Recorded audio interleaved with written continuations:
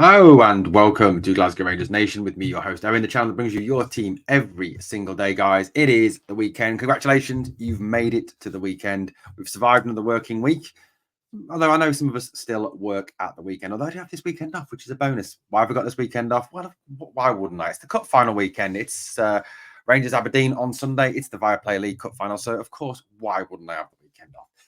Yes, so there we go. So what we're going to talk about in today's video, it's Saturday and it's not a match day until tomorrow, guys. Look out for tomorrow's match day news. So what am I going to talk about? I don't know.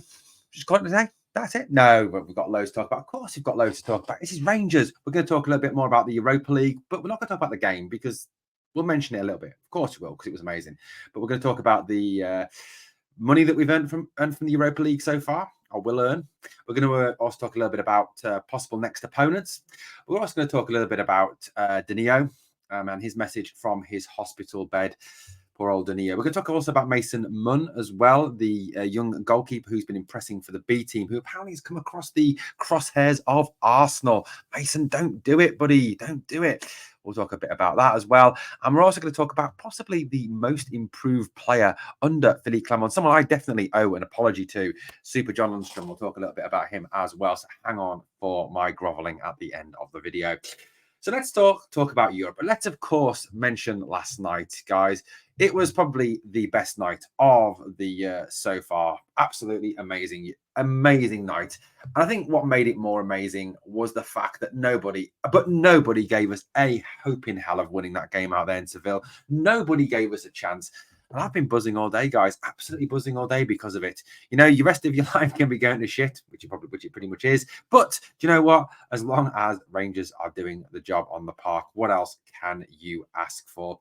Well, so we're through. We top the group. We win the group. And like I said, with a bare bones squad, and you've got to really admire what that man, Philippe Clement, has done for this team. He's taken an average bunch and he's taken them on. And he's just somehow drained every last sinew out of them and got them to top the group and beat a very, very good Real Betis team. This is not a bunch of mugs. This is a very good team we've beaten. 7th in La Liga, held top team like Real Madrid to a draw. They aren't any mugs, guys. They're no mugs whatsoever. So look, we are just I don't know, still over the moon, guys, still buzzing on cloud nine. And I really do hope that is something we take into Sunday's game. But yeah, big props to Philippe Clement, absolute superstar. Especially, today when we read the news that it looks like Sunderland, who sacked Tony Mowbray inexplicably, are going to replace him with Michael Beale. That poor club do not know what they are in for. They are absolutely, completely and utterly screwed. Oh, well. They're what's the word? I don't know. It's not even their gain, is it? Their loss. I don't know what it is. Anyway, we haven't got to put up with them anymore. We haven't got to let that dodgy Cockney used car salesman, sorry to any used car salesman out there, darken our doorstep ever again. So look, let's talk a little bit of Europe. Now, we'll talk a bit of money first, and then we'll talk about the draw. So let's talk a little bit of money. We all love a bit of money, don't we? So these fees are all in euros. So we'll talk a little bit about that. Now, so this is what Rangers have earned from Europe so far this season. So from the Champions League elimination, we got £5 million. Well, 5 million euros. It's about £4.5 million, £4.8 million roughly. For the Europa League group stage fee, we got €3.63 million. We got €1.89 million for 3 group wins. We got 2 group draws, which gave us €420,000. Coming first in the group, we get a prize of 1.1 million and a minimum of 1.2 million for reaching the round of 16, which all group winners do. They skip that playoff against the Champions League teams. We also get what's called a 10-year bonus. And I know what you're all thinking. You're all saying, Owen, what's a 10-year bonus? And how do I get one? Well, unfortunately, guys, you can't get one because you haven't got a UEFA coefficient. It's to do with the fact that every 10 years, clubs get bonuses for where they are in the coefficient. And as we know, the only team in Scotland that seems to boost Scotland's coefficient is Rangers. So for that coefficient boost, for the coefficient numbers we're scoring after 10 years, we get a €2.904 million payment. Now, that gives us a grand total so far, and that excludes TV games and that excludes ticketing. So it doesn't include matchday revenue. It doesn't include TV money from TNT Sports or the European broadcasters. It just is purely on the prize money that we've gained from UEFA. It's 16.144 million euro. That's what we've got, 16.144 million euro. That is a mad amount of money, guys. I would love that. 16.144. Now I know, again, you know what? I don't know what it is, guys, but even through a screen on a computer, I know what you're thinking. You're saying, Owen, what the hell is that in pounds sterling? That's what you're saying, isn't it? Because you don't, because let's face it, we don't win in euro. So it is around 13.8 million. So roughly about 14 million pounds gained so far from the UEFA Europa League and the Champions League exit. That's without any ticketing money and without any TV rights. So around 14 million pounds, all very useful funds which can be reinvested into this team. Well, hopefully Bisgrove Bennett will reinvest this into this team and certainly give a portion of that money to Philippe Clement for January to go and get some players that we need, like a striker, like a winger, and like a centre-back. All key positions we need. Let's face it, the defence last night was not great. I know partly it's not solely down to the defence. I know the midfield have to help out. And like I said, I don't want any recriminations. I don't really want to get into criticising any of the players today. That's for another day. That's for looking, I think, in an analysis, a bit more deeper analysis at the game. You can say that Tavernier was to blame, but then you can also say that Ross McCausland didn't track his man. So you can talk about all those things, but we don't want to concentrate on that tonight. So that's the money aspect of it. But where are we up to with the teams in the UEFA? Upstairs, Danilo sneaking. Danilo, it's not your time yet. Stay there. Wait, mate. Wait. So these are the teams that qualified as group winners for the last 16, for the round of 16, who do not need to play in this playoff round against the Champions League teams. So the teams that will not play in the next round because they're waiting are Liverpool, West Ham and Brighton, 3 English teams through. Liverpool, obviously, probably the strongest of the 3. They are currently top of the EPL. Atalanta, a strong Italian team who very generously sold us Sam Lammers. Thanks for that. Bayer Leverkusen, who are currently, I think, top of the Bundesliga, if less I am very much mistaken, under former Liverpool and Real Madrid player, now turned manager Xavi Alonso. If any of you remember old Xavi Alonso, he is the current manager of Leverkusen, and they are currently 4 points clear at the top of Bundesliga, ahead of even Harry Kane-inspired Bayern Munich. Rangers, obviously, as we know, Villarreal, the Spanish Yellow Submarine, and Sparta Prague's city opponent, and Abdallah Sima's former team, Slavia Prague. So the teams that will go into the playoff round are in smaller writing there, close to the UEFA Europa League, and we will face one of those teams, whoever gets through. I mean, let's have a little look at that list of names, shall we? Freiburg from Germany, Marseille, Sparta Prague, obviously. So, I think realistically, we don't want to face Sparta Prague again, do we? We don't want to be in with them again. That'd be a bit boring as well, playing the same team that we've already played. It really wouldn't be a positive. So that's not for us. That's not for us. Marseille could be an interesting one. Revenge for Europe, and the fact that former Rangers player Gennaro Gattuso is their manager. Yes, Rino Gattuso. That little snarling pit bull of a midfielder is their manager. Sporting Lisbon, who have Victor Gyökeres, the former Coventry striker, very good player. Rennes, Toulouse from Ligue 1. Karabag, sounds like a carrier bag. Mourinho's Roma, could be an interesting one. Galatasaray. These are the teams that obviously come out of the Champions League now. Feyenoord, who did lose to Celtic, guys. That's pretty shocking, Feyenoord. That really is. Danilo might want to play them, his former team, but Feyenoord, imagine losing to Celtic in Europe. That's shameful. Young Boys, we'll leave that one there. We can do a whole series of jokes about Celtic and that one, but we're not going to. Lens, Braga of Portugal. Could we have a rematch with Braga and batter Braga again? Benfica, the Portuguese giants, AC Milan, the Italian giants, and Shakhtar Donetsk. Of course, that would be a case of playing the game against Shakhtar somewhere, probably in Germany or Romania or Hungary or somewhere like that, because obviously with the present circumstances in in the Ukraine, that is not possible to play Shakhtar in Donetsk, especially as that's part of the Donbass region, which is under, well, a lot of conflict at this moment in time. Any teams that you'd want to play there? Who would you want to play from those list of names there? There's a lot of teams you might want to avoid at this stage. AC Milan, Benfica, Feyenoord, Roma, perhaps those teams to avoid. There's perhaps some teams that would spring out, as easier options there. But look, whoever you play in this competition, it's going to be tough. There are some very good teams in this competition. And if we get through the round of 16, you could face the likes of Liverpool, who probably will get through, Villarreal, Leverkusen, some really tough teams. There's a lot of very good teams. I mean, if you look at some of the teams that are left in this Europa League, along with obviously Rangers, the best team of all, you look at this and there's Liverpool, there's Leverkusen, Villarreal, AC Milan, Benfica, Feyenoord, Gala, Roma, Lisbon, Marseille, all teams with records in the Champions League, for goodness sake. These are good European teams, European powerhouses. It is going to be a very interesting round of 16 when it finally comes about. Now, I know your next question, if you didn't watch the show earlier, you won't know these details. These are the details of the draw. The last 16 draw will be held on the 23rd of February, 2024. So, guys, it's a bit of a wait. It's a bit of a wait for that. We've still got a way to go. It's only the 15th of December. We haven't had Christmas. We haven't had New Year. We haven't had the January transfer window. We haven't had another Old Firm game. So cool your jets, guys. The first leg will be on the 7th of March, 2024, the day after my birthday, guys. So Rangers, if you cannot let me down in that 7th of March, you've got to give me a belated birthday present.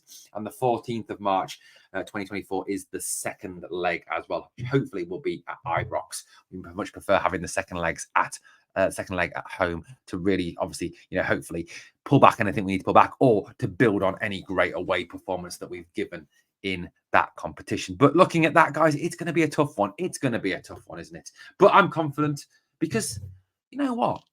To me, there's something special about Rangers and Thursday nights. Since that run to Seville, which I don't want to talk about, since that run to Seville where we went a bit wrong, I don't want to talk about it. Don't want to talk about it. It was a tough enough day, guys. Don't want to talk about it. Anyway, so yeah, since that run to Seville, there's been something special about this competition in us. Something that we just brings out the best in us, doesn't it? Especially when we're against these big teams, not the crappy little teams like Aris. Embarrassing. I'm talking about the likes of Borussia Dortmund, Braga, Crvena Zvezda, RB Leipzig. When we're up against those bigger teams that we're not expected to do well against, that we're written off against, when we're a bit of an underdog, we always do that bit better, don't we? So you never know, guys. You never know. It could be a special Thursday night or a special series of Thursday nights upcoming in the new year, in February, in March, April, and May time. Let's hope so. Fingers crossed, guys. Fingers crossed that the quadruple is coming home. I know. Don't have to say it. So let's talk about look. You cannot mention Rangers these days without mentioning, yes, the dreaded I word, injuries. So as we know, there's a bit of a lengthy injury list. There's a lot of players missing: Ryan Jack, Nicholas Raskin, Tom Lawrence, Danilo. Looks like Jose Cifuentes is going to be added to that list now. For God's sake. But we've got a bit of a list, haven't we? Bit of a list. Now, today, Danilo posted on Instagram about his recovery from his op. Now, poor Danilo obviously had that knee injury that he sustained in the game at Tynecastle against Hearts. And at first, I think there was hopes that injury would just be a very quick thing, a very temporary thing, not something that's going to cause Danilo a great deal of unsettlement, and the fact that he will be back very soon. But it seems like most Rangers players who have those injuries that we think are just, they're not too serious, they'll be fine. Doesn't turn out that way, does it? Never does. Not for Rangers. It always seems to be the case of when a player goes down and we go, oh, it'll be a couple of weeks. It suddenly turns into 4 months, 6 months. Now, we know that Danilo will not be back till April at the earliest. So, look, we can pretty much write, I think, the rest of this season off for Danilo, because even when he comes back, it will take time for him to rebuild and get back. He's already missed a substantial amount of the season with that cheek injury, the fractured cheekbone. He missed 5 weeks in all, and now this as well. It does seem that when we buy players, it is a case of the fact that they are injury cursed, and we've got to find a way of getting around it. I don't know what it is. I really don't know what it is. Whether we've got to do some sort of special voodoo dance in every corner of Ibrox to get rid of the curse, I don't know what it is. But hopefully Philippe Clement can get to the bottom of it. He's talked about the fact that, his teams in the past, he's had 95% availability. Anyway, Danilo said on his Instagram story, he said, "Hey guys, the surgery went well. Just wanted to give you guys updates." He also shared a picture of his bandaged leg being raised. He also added, "Back home now. Revalidation starts now. Time to come back stronger." You know, that's got to be the hope that he can get back, that he can get back stronger. We paid £6 million for this guy. We need him to come through for us. We need him to be a part of us. And yes, I know he's missed some chances. Yes, I know that he's maybe not convinced everybody yet of his talent and his ability, but I think possibly pairing him with someone in the future, someone we maybe can get in January or even in the summer, may help his development. But I think, like I said, we do have to write off his involvement now for this season, and we have to hope that Cyril Dessers can continue with his Messi-esque performances. Yes, it was funny. I think that was one of the comments I read on X was Cyril Dessers has become Messi overnight. There's even some hilarious TikToks as well of Cyril Dessers running with the ball, and the Spanish commentator has been dubbed over the top of going, Messi, Messi, Messi, Messi, Messi. You know, I'm not saying for a minute that he is, and I'm not saying for a minute he is now the greatest thing since sliced bread. Of course, I'm not saying that, but it was a very good goal. A very, very good goal. Right, we'll get to John Lundstrom in a minute. We'll get to my apologies and to John Lundstrom in a minute. I just want to quickly touch on a Rangers youth player, a young player called Mason Munn, very promising young goalkeeper. Apparently, has been really impressing for the B team for Rangers. Now, apparently, he has been to Arsenal. Now, according to a number of reports, Arsenal are keeping close tabs on the Rangers youngster ahead of a possible bid. The report said Arsenal are among a number of Premier League teams tracking Rangers goalkeeper Mason Munn after luring a top talent spotter. 17-year-old is earning rave reviews, excellent outings for the Gers B team this season, and has put him on the radar of several English clubs. Arsenal have made regular checks on the Northern Irish sensation, as Rangers B team have played against English clubs multiple times this season. Rangers have beat a host of Premier League clubs to secure Munn's signature in the summer of 2022 from Northern Irish outfit Glentoran. Now top flights have re-emerged with an interest in the 6'2" shot stopper. Now, it may seem very early to be talking about this. The guy is only 17 years old, but we know, and I know, from looking and reading around this, the English Premier League clubs, particularly those ones at the top of the English Premier League, have a horrible habit of going to clubs and stealing their young talent because they can't seemingly be asked enough to go and develop their own. You've got a situation where a player called Finley Gorman, I think his name was, who Leeds United were bringing through, was very promising, was signed for £3 million by Manchester City, who are famous for stealing young players. Manchester United have done it on numerous occasions as well. For example, stealing Hugill from Sunderland. Arsenal have also got a track record of doing it as well. Look, this is unfortunately the way we live in, that money talks. You've just got to hope that, Mason Munn, with the fact that, yes, I know that Jack Butland is an outstanding goalkeeper, but maybe obviously the stories of Robbie McCrory not getting an opportunity may slightly put Mason off signing a contract. But look, at the end of the day, we've got to hope that he sees more of a path to the first team, that Philippe Clement, through what he's done with Ross McCausland, hopefully will do with others, like Aaron Lyle, like Cole McKinnon, like Bailey Rice. For God's sake, please, Bailey Rice. Like Zach Lovelace, he'll see a path to the first team, and he'll see that maybe his best opportunity is staying here. I mean, you've just got to look at the way that Arsenal have treated England goalkeeper Aaron Ramsdale to understand, that the Premier League is not a place where young players tend to come through and succeed on a regular basis. You look at Ramsdale, who has been displaced by David Raya, who they've got on loan from Brentford, who by a lot of consensus is nowhere near as good a goalkeeper.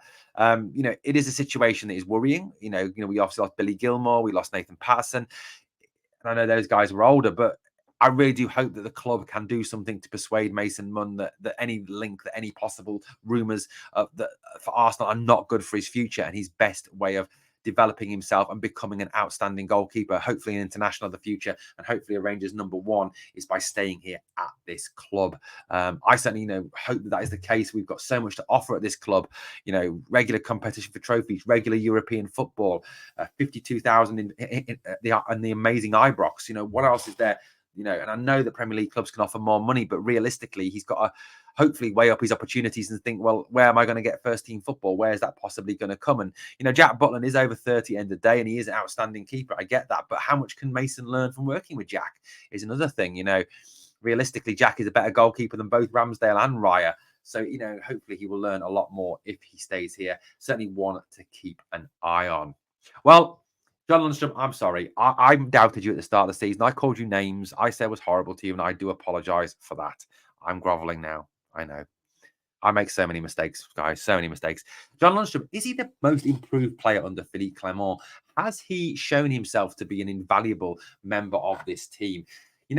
On Thursday nights, and, looking at the poll that I put up, the second poll I put up after getting a bit of a slaughtering for it, I put up another poll on the channel homepage on the community tab for man of the match. And, at time of recording, I think I'm going to quickly check it now, but I'm sure that John Lundstrom is still running away with the man of the match poll. What's he on now? 65%. So we've had over 1,000 votes, and 65% of them have voted for John Lundstrom as man of the match against Betis. He certainly ran his socks off. He's certainly never stopped fighting, never stopped battling, and was in the engine room. And with all the injuries we've had, to Ryan Jack, to Raskin, to Lawrence, he certainly has stepped up and really kind of become a bit of a leader on this team, kind of a bit of I don't know what the word I'm looking for here is, but kind of that go-to guy, and even perhaps one of the first names on the team sheet. I'd love to get your thoughts on that. What are your thoughts on that? I know that there's the cynic in a lot of us that says, well, he's only playing well because he wants a new deal. He's only playing well because he wants to sign a new contract, and he's worried about not being able to stay at such a magnificent club as ours. And I understand that. And I understand, the Adebayor complex to that. But, he has proved himself. And hopefully, that this is not just a flash in the pan. Hopefully, this is the John Lundstrom we saw in that Europa League run, that got that song going. And it may even come back again at some point. Hopefully, we're starting to see that John Lundstrom. Does he deserve a new deal? That's a great question. That is a fantastic question. Look, if he can get through January, playing the same way, if he can get through the rest of this season playing the same way, then I don't think there's any reason why we should not offer him at least another 18 months on his deal and on another 2-year contract. At least that would give us an option that if he does perhaps then not fall off, we can sell him for some money. We won't lose him for nothing. But look, he has done very well. He has played very well. He has been one of our best players so far this season. And well done, John Lundstrom. Absolutely well done. Well done. I was wrong. And look, I know I get hammered. I get hammered from some people for slagging off players and stuff like that. But I criticize players when I feel they're not doing their job. I love this club so much that when someone's not doing it and pulling out their finger for this club, then I get it. I get it. It hurts, and I'm angry with them. But look, I'd love them all to make me eat my words. I'd love Sam Lammers. I don't think it's going to happen to make me eat my words. I'd love Cyril Dessers to score 25 this season and make me eat my words. John Lundstrom is making me eat my words. And why do I love it? Because it means they're doing well for Rangers. It means Rangers are doing well. At the end of the day, that's what we all want as fans. Well, guys, thank you so much for watching another video from Glasgow Rangers Nation. Guys, we are so close now to that 4K target by the 31st of December. You know what? At time of recording, we are currently on 3,958 subscribers, just 42 away. Guys, like I said, over 60% of the people who watch these videos do not subscribe. 42 of you, subscribe. Come on, do it. Hit the 4K. Thank you so much for your support. It means the world to me. It really does. Like I said, this is my sole focus now. The NFL, NHL channels are all gone. It is this and nothing else now. Thank you for watching. As always, guys, on the way out, 2 jobs for me. Number 1, smash the like. And number 2, please never forget, we are the people.